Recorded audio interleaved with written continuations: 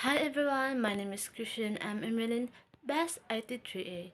Now, let us discuss about linear regression on iris datasets. Now, for this column of code, it shows us the important and preparing our environmental data, manipulation, visualizing the handling of warning. For this one, it is the handling numerical data and arrays. And the second one was the data manipulation, especially for structured data like tables. And Seaborn was the creating beautiful statistical plot. And the next one was the plot and graphing the functionalities. And the warning was the controlling warning message during the execution. For this second code, it shows us that Seaborn set the plot style to a dark field and figure size, warning to surprises or warning pandas, changes the display settings to show up to 99 column and data frame. And for the next code, shows us that it can be saved at Google Colab using Drive and packaged with especially Google Colab and online like Jupyter and Notebook environment. And it is a command drive amount of it is used to amount of Drive to Colab environment allowing us to file the storage of Drive Google Drive. And for the output, it shows us that after successfully mounting in Google Drive, it will be accessible in the Colab environment content drive. Any file storage in Google Drive can now be accessed or saved with the Colab notebook. And the next one, it is the output of file that which put the CSV file that wants to load. The file must be accessed especially the location of Google Drive. And for the output, it is the data that pandas frame object contains the data from the CSV file. That data frame will be the data from the CSV file that you can manipulate, analyze, or visualize the data using pandas. And for the next one, the data info, the data frame that you visualize to show have been loaded or previous using something like PD and read the CSV drive or be summaries of data frame structure that includes.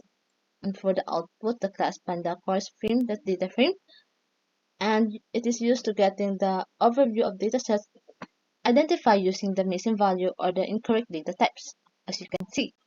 So the next one is the data frame that contains the data that you want to summarize and to mention only calculate those statistics or for the numerical columns. And for the output shows us that it is descriptive statistic of numerical columns that data includes count, mean, standard, and deviation amount, and maximize the methods that using for understanding the distribution of spreading the numerical data, identify an unusual and extreme value. And for the next one of the code, it shows us the output the species column that data frame is assumed that data that used to species of flower.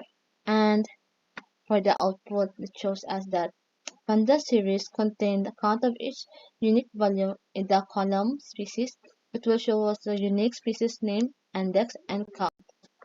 For the next one, it shows us that the code of data, the shape, instruct the number or row of column for a panda and data frame data using the shape and contribute which is the return of the this compute then unpacked of two variables. And for the output, it shows us that a print statistic that display the number of row and a column in the data frame. And for the next one, it is a code performance data visualizing using Seaborn or a statistical point library to create a pair plot and exploring relationship between pair and figures and datasets with step-by-step breakdown. And here are the output. It shows us that pair plot visualizing or visualization of output will be a pair plot displaying pairwise relationship between numerical columns and upper triangular and pair plot will show us that a plot that features all the marks of X. You can see if you and the lower triangle that shows us the plot visualize the description of pair of the features of data point that color code based on the species column, helping to distinguish between different and species in the datasets.